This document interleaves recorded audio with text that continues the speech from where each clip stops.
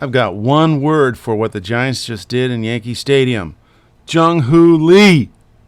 That's next on Curveballs and Changeups, a baseball podcast straight out of Sacramento.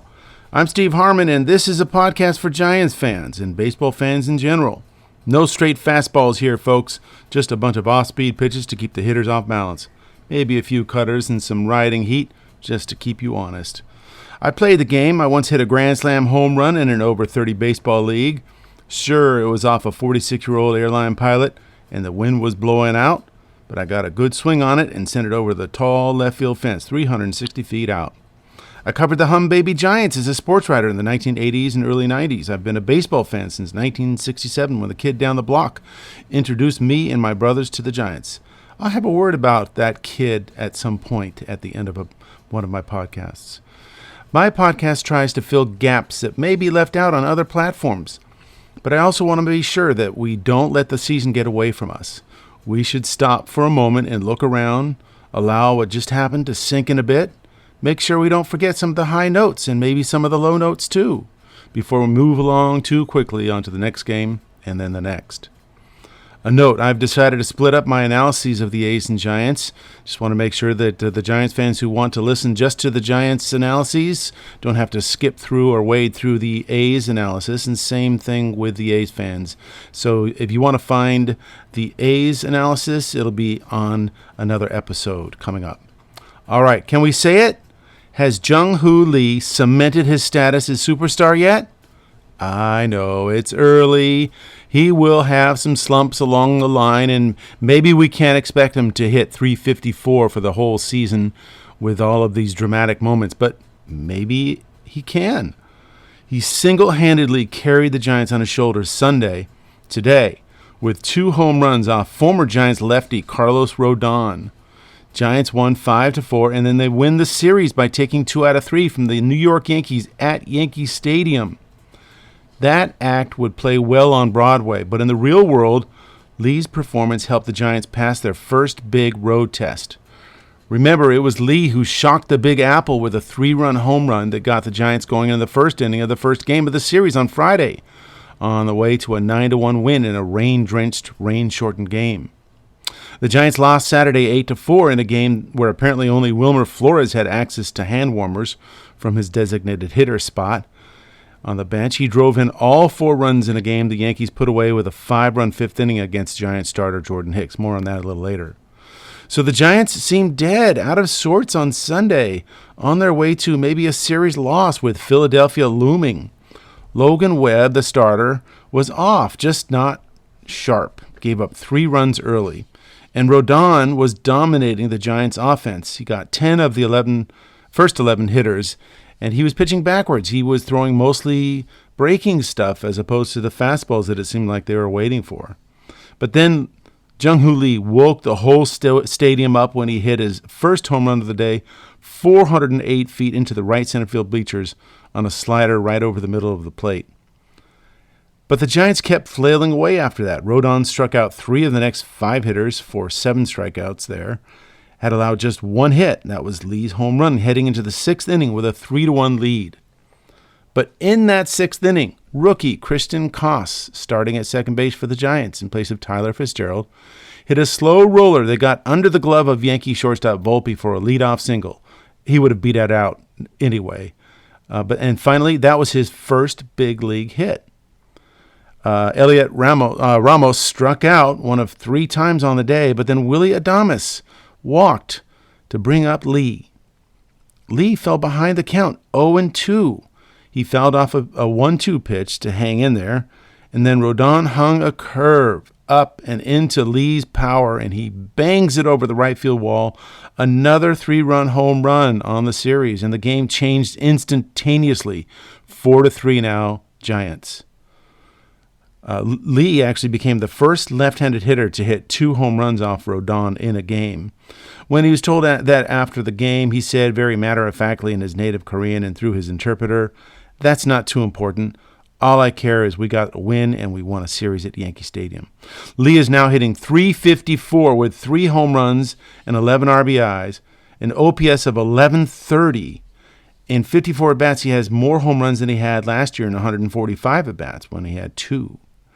He clearly has taken on the mantle of leadership on this team. He leads the majors with 8 doubles, has scored 16 runs in 14 games, 3 steals. He's walked 7 times, so has a .426 on-base percentage, and he's slugging over .700. He has been the centerpiece to the team's offense. Remember how loud some critics were about Melvin's choice of Lee to be his number 3 hitter? Maybe the year that he lost to injury last year hasn't had the effect some worried a layoff like that to a player just learning the league would have. Bob Melvin said every pitcher he sees is basically for the first time, so he's just using his, quote, bat-to-ball skills at a high level. Still, with that 4-3 lead, the Giants needed a little breathing room, and they got it in the 7th. Casey Schmidt, starting at first base against the lefty Rodon, stayed in the game against right-handed reliever Mark Leiter. Turned out to be a good move, because he led off the 7th with a nice piece of off-field hitting, lining a double into the right field corner. Patrick Bailey put up a battle, but ultimately failed to do the situational job, something the Giants are getting worse and worse at this point. It was just to move the runner over, but he struck out looking on a payoff pitch on the inside corner. Even if you think it might be a ball, you need to put the bat on the ball and put it in play. Speaking of which, the Giants' strikeout bug hit again hard. They struck out 14 times, making it 143 strikeouts in 15 games, nearly 10 a game, and now a 29% strikeout rate. To put that into perspective, comparing to the Dodgers had a 27% strikeout rate before Sunday's games. The Padres had a 20% strikeout rate. The Phillies, who the Giants are about to play 4 games with, have a 25% strikeout rate, which is the major league average. So the Giants are striking out more than most other teams. All right, but back to the inning. Koss, the next hitter, made good things happen by putting the ball in play. He hit a hard ground ball that caught Gold Glove first baseman Paul Goldschmidt in between, and it bounced into right field over his glove. They called it an error, but Schmidt wasn't waiting for the scoring decision. He got waved home by an aggressive third base coach, Matt Williams, and scored ahead of Aaron Judge's throw. Big time. I would hope that the scorer would look that play over again and give Koss a hit, because that ball was hit hard and it was a difficult one for Goldschmidt to field. But looking pretty recently at the box score, I see they have not changed it. It turned out definitely to be an important run, because Tyler Rogers gave up a leadoff home run to Jazz Chisholm in the 8th. It was a wall scraper, but he got enough. And remember, he had just hit a home run distance foul ball, but this time he got it over the fence and made it 5-4. I questioned before Tyler Rogers came out whether Bob Melvin should have taken out Hayden Birdsong, who was in relief of Logan Webb. At that point, it wasn't looking like a great decision. And I was thinking, why not keep him in? He's not a short man. He's a long man. He can go 3 or 4 innings. And he was dealing. Birdsong struck out 3 and 2 hitless innings. The only base runner he allowed was Judge, who got hit by a harmless curveball. And he was going through the lineup like butter. The last hitter Birdsong faced was Goldschmidt, who looked thoroughly confused by his soft stuff, a slow slider, and 2 changeups that had him way ahead of the pitches. He may have been looking for Birdsong's 97 heater that he'd gotten previous hitters out on. Either way, Rogers did get through the 8th inning and handed it over to Ryan Walker, who made sure that Aaron Judge, due up 3rd in the inning, would not represent the go-ahead run. So with 2 outs and no one on, Walker did get to face Judge with nobody on, but he fell behind 2-0. And then got a gift from the umpire on a pitch clearly below the knees, called a strike. Thank heavens the ABS system isn't in place now. I'm kidding. That got Walker back into the count, and 2 sinkers painting black on the outside corner later, Judge was down on strikes, and the Giants were up on the plane to Philadelphia, winners in New York 2 of 3. A word about Logan Webb's outing. Numbers aren't pretty. He gave up 5 hits and walked 4 through 5 innings. Took him 97 pitches just to get through that 5-inning stint. But he battled through it, and he got some big outs to keep the game from flying apart. For instance, in the 4th inning, he walked the first 2 in the 4th inning, a cardinal sin after just getting a run on offense. But he got a pop out and a grounder to first that moved the runners to second and third. But with 2 outs, Webb then struck out young power hitter Ben Rice, looking at a 93-mile-an-hour sinker right down the middle. You know it had movement. And in the 5th inning, Webb's last, he walked 2 more and with 1 out. But on the first pitch after his second walk, Jazz Chisholm grounded weakly to first base into a fielder's choice, and that made it runners at first and third. So that was a favor that Jazz Chisholm gave him, getting him out of that jam. First and third, though, with 2 outs, and then Logan Webb struck out the shortstop Volpe on a beautiful sweeper to end that threat. So that was big time. He had to dig deep to get it. He knew it was probably his last batter with 97 pitches, or last inning at least. And then after that, thanks to good relief work, Logan Webb was awarded the victory. And how many times has he gone 7 innings of scoreless ball without a win? Just like his last outing. 7 innings, no runs, 10 strikeouts, but he didn't get the win. So you could say he was owed this one. And he did give some really good effort to make sure that game stayed close. All right, going back to Saturday, a few words about Jordan Hicks's performance. He went 4+, gave up 8 hits, 7 runs scored against him, the most that he's ever given up as a starting pitcher. Walked 3 and struck out 3. He actually was looking pretty good through 4 innings. It was a 2-2 tie. He was having to, battle through some moments, but he did get through it. But by the time the 5th inning rolled around, he said he tightened up. It was in the high 30s, maybe low 40s at that time on Saturday. Remember, Friday was in the mid to high 30s with rain. This was not as bad, but it was cold and drizzly, and so he said he tightened up a little bit. And when he was asked if it was a difficult environment, he said it was top 3, maybe top 5, the coldest that he's ever pitched in. And then he told reporters, quote, "I'm going to wash that from memory because most days you're going to have better conditions. It was a solid outing until the 5th when I just got hit around." He was asked if the weather affected his velocity. It did, and he noticed it did for others like Yankee reliever Luke Weaver. But he said, quote, "I wasn't worried about my velo.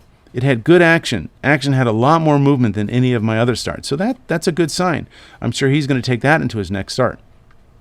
Still, Hicks did labor through the first 2 innings. Remember, in the first inning, after a leadoff single or a 1-out single by Judge, Elliot Ramos could not track a wind-blown and rain-flecked fly ball to the wall off of Cody Bellinger's bat that went for an RBI triple, and then a sacrifice fly scored him to make it 2-0. That was a difficult one. There's no way you can lay this on Ramos. The conditions were just horrid out there. The wind was blowing balls all over the place, and this ball actually got to the wall. So it was hit hard enough, and then the wind helped it out, and so that was a difficult play. But it went for a triple, and so Jordan Hicks was facing a 2-0 deficit in the first inning. And in the second inning, he had to throw 30 pitches. And wound up facing Aaron Judge with the bases loaded, but he did a nice job getting in on his hands to get him out for the inning-ending ground ball. And he went through the 3rd and 4th innings okay, and then for some reason Hicks, and he'd been mixing it up nicely with a sweeper. His fastball was moving, his sinker was moving, he had a sweeper, he had a split. His split, I don't think, was working as well as he'd liked, and maybe that was the reason that he decided to challenge the middle of the order with fastballs in the 5th inning. And in the locker room later, he said he regretted that. Quote, "I feel I had good stuff today. Probably threw a few too many fastballs, and the off-speed was working, so I should have thrown more of that and mixed it better. But you live and learn." That's so true. And next time he'll be pitching in better conditions, and that'll be actually the 4th game in the Philadelphia series. It'll be a day game. So we'll see how that goes. And in relief of Jordan Hicks in that 5th inning, Jordan Hicks left with the bases loaded. Randy Rodriguez, who has done a lot of these great nail-down jobs out of the bullpen, securing these outs without runs scoring. This time, he allowed all 3 runs that he inherited to score, and that made it a 7-2 Yankee lead after 5. Back to Wilmer Flores. He continues to be a leader in the lineup. On Saturday, he had a 2-run home run, his league-leading sixth, and a 2-out bases-loaded 2-run single to bring his National League leading RBI total to 19. That was before Sunday. I have not checked leaders yet. Wilmer's 2-run single in the sixth cut the lead to 7-4. So you're thinking, okay, this is a game. But one thing that a lot of what Flores has done, and Lee also, has been to cover up some of the weaknesses in the other parts of the lineup. And in this instance, it covered the failure by teammates to hit situationally with the bases loaded. So it was with no outs, bases loaded. Elliot Ramos popped weakly to first base, jamming himself on a fastball in. He's been jamming himself a lot. There's not a lot of pull to his swing right now. It looks like he's trying to go the other way on almost every single pitch, but he's not getting good results. He did get that double to right center field that was earlier in the day, and that broke an 0 for 15 spell, but he has gone 1 for his last 24, including today's game. He's been swinging as if he's tired or mixed up, and I'm going to say right here that he needs a break. Time to put in Luis Matos. The second hitter who did not hit in that situational situation was Lamont Wade. And he struck out on a 3-2 slider that broke below the strike zone. Last year, maybe he's able to track that pitch for a walk. But so you had, instead of bases loaded and no outs, then you had bases loaded and 2 outs, and it was up to Wilmer Flores to come through, and he did with a nice line drive single to center field. But that was all the Giants were able to get, and then the Yankees added one more, and it became an 8-4 loss in the middle game of the series. So yeah, I wanted to touch on a little bit about what is happening other than Jung Hoo Lee and Wilmer Flores in that lineup. The Giants hitters continue to struggle. 6 hitters in that lineup are hitting below par. And they're who the Giants need to do well. This group is combining to hit below 200 as a group. Catcher Patrick Bailey, he's hitting 189 with no home runs. First baseman Lamont Wade, he's hitting 114. That is a painful number with 1 home run and 7 ribbies, only a 184 on-base percentage, and 16 strikeouts in 44 at-bats. So even his ability to get on base has been diminished. He's only walked 4 times this year. He did have a nice first game in the series against the Yankees, doubling in 2 runs in the Giants' first inning 5-run rally. And then he walked twice in that game, once with the bases loaded. That, as I said, doubled his walk total. So he took the day off today, but maybe that Friday game can carry over into Philadelphia. Then continuing on with the struggling hitters, Tyler Fitzgerald. Now, he's hitting .237 with no home runs and 1 RBI. His batting average has snuck up a little bit. It was hovering around 200 for a long time, so he's starting to get his hits. But I'm waiting for his power to emerge. Remember, he showed some great power last year. Time for him to get that moving. He seems just a little bit tentative at the plate right now. And there's, of course, the big offseason signing, Willy Adames, who is yet to show up for the Giants. He's hitting 186 with no home runs, 6 ribbies. He struck out 16 times in 56 at-bats. He draws walks once in a while, not that much, but like for instance today, he did draw the walk in front of Lee's home run. So that was helpful, but we're looking for some big things out of this bat. I've got some suggestions later on about what we might be able to do to help him out, and that includes some lineup changes that I am recommending. Then there's Matt Chapman, who is still hitting just 176. His batting average has really taken a deep dive. He has not had a base hit for 8 days. But he has struck out 17 times in 49 at-bats. But he is continuing to get on base. He has walked a team-leading 14 times, and amazingly, he has an on-base percentage that is double what his batting average is. It's .354.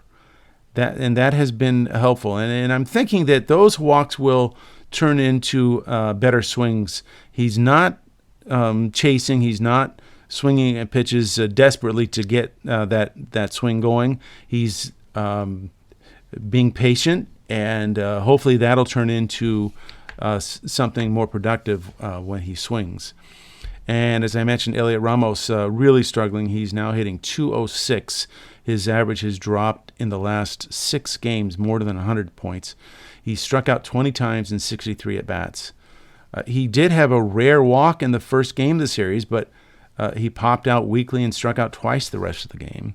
And he had a double in the second game, but as I said, I'm not going to call it a misplay of that fly ball, but he sure didn't play it confidently, and that turned into a triple. And he had no other impact offensively the rest of the way. And then today he went 0 for 5 with 3 strikeouts. Time for a spot on the bench at this point, I think.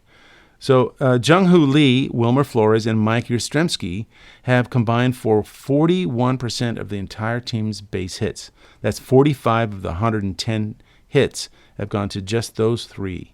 And then 43% of the team's extra base hits, they've had 23 of the 53 extra base hits, those 3 have gotten.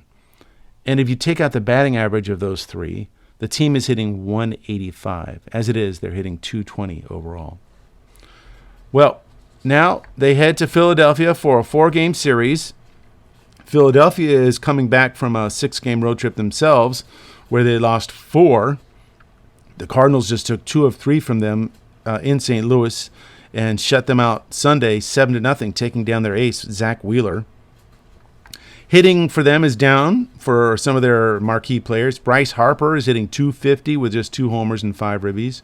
Trey Turner is hitting just .261, though he's stolen 4 bases. He was hurt a little bit at the beginning of the year, so he's heating up a little bit. Alex Bohm is hitting below 200.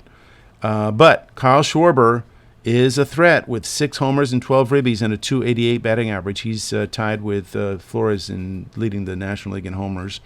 And Nick Castellanos has started out strong with a .308 batting average with 2 homers and 9 ribbies. And the Phillies starting pitching is strong. That'll be another test for the Giants hitters. The matchups for the games Monday through Thursday. Monday, which is a 3:45 Pacific game time, Landon Roop goes against Taijuan Walker. Walker has gone 10 2/3 scoreless in 2 games. He was taken out with 2 outs in the 5th inning of a scoreless game in his last game. One of my pet peeves. If your pitcher is going good, he's shut down the opposition, and it's just the 5th inning. You need to keep him in. I didn't take a look at the pitch count. Maybe it was high, but I'm doubting it. I think that pitch managers are being just overly cautious with situations and with the use of their pitchers. So he was taken out. He got a no decision in that game. Landon Roop had a nice 6 innings in his most recent outing, though he lost 1-0 to the Reds. Gave up only 1 run on 7 hits, walking none, 4 strikeouts. But the Giants' bats were cold that night against Nick Lodolo. All right, and then Tuesday, again, 3:45 Pacific game time. Of course, that's a night game, 6:45 on the East Coast. It's Justin Verlander against Jesus Luzardo. Remember him from the A's? Luzardo has been dominant in 3 starts. He's gone 18 innings, so only 6 innings a game, but he's given up only 3 earned runs. He struck out 25, walked only 5, and given up only 13 hits. He held the Dodgers scoreless in 2-hit ball over 7 innings 10 days ago. He's going to be tough, especially from the left side. Verlander has had a rough start to the season. He's given up 10 earned runs in 13 innings, 16 hits, struck out 16. But he's had some tough luck, and especially in his last start when he struck out 9 and 5 1/3 innings, but had a bunch of little grounders get through. So another chance for Verlander to continue to improve. Remember, his pitches were really sharp. He had a 98-mile-an-hour fastball at one point. His fastball is good. His breaking stuff is sharp. And so we'll see how it plays in Philadelphia, which is a kind of a bandbox of a ballpark. So he'll have to be wary of the long ball. And then Wednesday, another night game, 3:45 Pacific time. Robbie Ray, who's 3-0, goes up against Aaron Nola. Nola is the one starting pitcher who's had it a little bit rough for the Phillies. He's given up 10 earned runs in 16 innings, including giving up 4 home runs. The Phillies have lost all 3 of his starts, though he personally is only 0-1. So they wound up losing later in the game. Robbie Ray struggled in his last start, the Friday opener of the Yankee series, going only 4 innings against the Yankees with a high pitch count of 98. But you have to write that off to the conditions. Those that night was just awful. The mound was muddy. The rain was steady. It was cold. So yes, he threw a lot of pitches, but he had to throw through a lot of elements. Wound up walking 4, but striking out 7. He did get the credit for the win, even though it was 4 innings, because it was rain shortened in the 6th inning. And then Thursday it'll be a 4:05 East Coast time start, a 1:05 for the Pacific time, and it'll be Jordan Hicks back at it, and he'll be facing Carlos Sanchez. Hicks will be trying to rebound from his Yankee start. Sanchez has had 2 good starts and 1 not so great. The Phillies have won all 3 of his starts, though he's only 1-0. He's given up 6 earned runs in 17 1/3 innings. And then after that, they take off for their West Coast trip to visit Los Angeles to face the Angels for 3, and that'll be the end of their 10-game road trip. All right, some thoughts on the Giants lineup. Excuse me while I take a sip of water there. I like that Melvin took Lamont Wade out of the leadoff spot for now. It seems that Lamont Wade is trying to be a little more aggressive in his hitting and isn't working the walks he has historically. So if he's not going to be working the walks, you might as well let him swing for power or just be aggressive in the box lower in the order. And maybe this takes his mind off trying to be the perfect on-base guy as a leadoff hitter. I think that's been bugging him a little bit. But he put Mike Yastrzemski in at the top of the order to replace him. And though he did well in his first shot at it in the Friday opener against the Yankees, he got a double. I think it was on the very first pitch, so he was ready. It was the at-bat that came right after the previous time he was up to the plate when he hit the walk-off home run in San Francisco. So his swing was still going hot when he entered New York. But it felt like after that, Yastrzemski might have been a little bit too aware, just felt like he was thinking a little bit more coming out of the leadoff spot. So he was hitting great lower in the order, and then he started off the Yankee series, as I said, with that double. But the rest of the series, it seemed like he was lost. It seemed like he was thinking too much about what he needed to do as a leadoff hitter. He struck out 3 times Saturday and has gone 0 for 7 with 2 walks after that double. Of course, the next 2 times he hit was not as a leadoff hitter. He came in late to replace Luis Matos. But that Saturday game, he struck out 3 times and definitely looked like he was thinking too much. I don't know if the Giants have a true leadoff hitter. It's possible that Jung Hoo Lee is that man, but I don't want to mess with him right now. I want to keep him exactly where he is.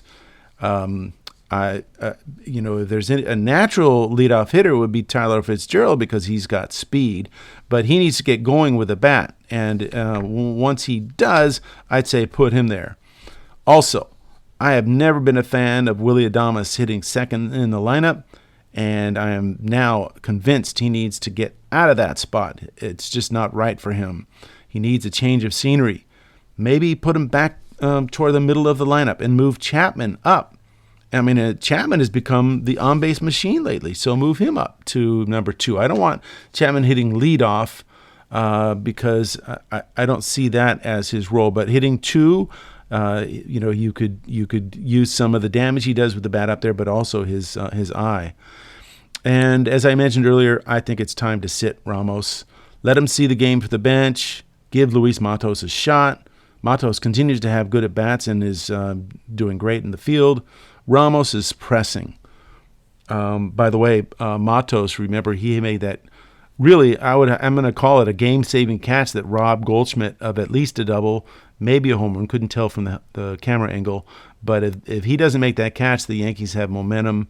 and they continue to. I think they were leading at that point. Also, why mess with Flores? He was put at cleanup today, but he's been a snake in the grass in the 6 or 7 hole. Why not just let him stay down there? And as Bob Melvin had said, that is turning out to be a good spot for RBI opportunities. I didn't quite understand why he moved him up. I mean, I hope he's not doing it to reward him for what he's done. Flores did not look comfortable in the cleanout spot today. So maybe put him back to the 6 or 7 hole. So here is my lineup suggestion. I'm not saying you do it right away, but at some point, this is the way I might go against a typical right-handed pitcher. It would be Tyler Fitzgerald leading off, Matt Chapman hitting second, Jung Hoo Lee staying at the third spot. Try Willie Adames at the cleanup spot. He in his mind, he's a power hitter, so maybe this kind of gets him going. And then to keep the righty thing going, you'd have Lamont Wade hitting fifth, and then Wilmer Flores hitting sixth, Yastrzemski hitting seventh, Luis Matos hitting eighth, and then Patrick Bailey hitting ninth. So that is my suggestion. I don't think Bob Melvin is necessarily going to take that to heart, but maybe some fans will hear it and we'll get some momentum behind it. And hey, so maybe the Giants can get back to situational hitting that they were so keen on early when they get to Philadelphia. Okay, that's all I have for today. Thank you for tuning in to Sacramento's Curveballs and Changeups with me, your host, Steve Harmon. You can find Sacramento's Best Baseball podcast on Apple Tunes, Spotify, Amazon Music, iHeartRadio, and wherever else you can listen to podcasts. And so please hit that subscribe button so you can get notified when my next podcast is up. Until next time, lay off that slider low and away.